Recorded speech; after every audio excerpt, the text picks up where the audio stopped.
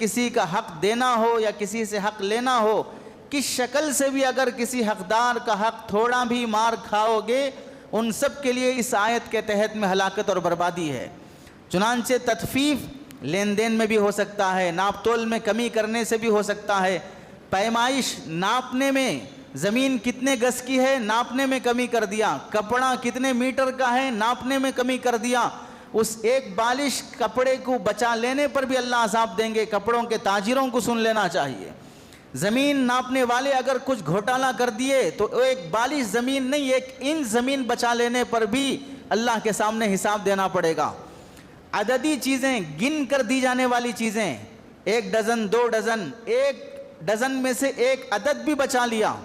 100 गिन के देना है 99 गिन के दिया, 1000 ग्राम का 1 किलो होता है, उसमें से 1 ग्राम भी कम कर दिया तो उस 1 ग्राम पर भी अल्लाह के यहाँ पकड़ होगी। पैकेट के अंदर 1000 ग्राम यानी 1 किलो लिखा, लेकिन जब खोलकर तोला गया तो उसमें से 900 ग्राम ही निकला, 950 ग्राम ही निकला। 50 ग्राम 100 ग्राम बचा कर खाने वाले हरामखोरों को इस आयत के तहत में पकड़ किया जाएगा।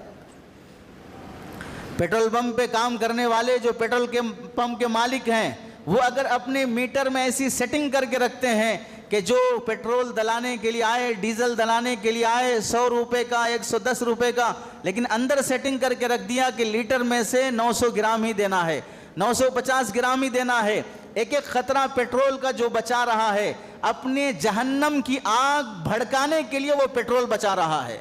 अपने दोज़ख की आग भड़काने के लिए वो डीजल बचा रहा है। सामने वाले को पता नहीं है कि वो नंबर देखेगा, उसे मालूम नहीं होगा, वो नंबर में सेटिंग रहेगी, वो पैसा तो पूरा दे रहा है, 1 लीटर पेट्रोल का पैसा पूरा दे रहा है, और तुमने अंदर सेटिंग करके उसमें से हर आदमी से 10 ग्राम 10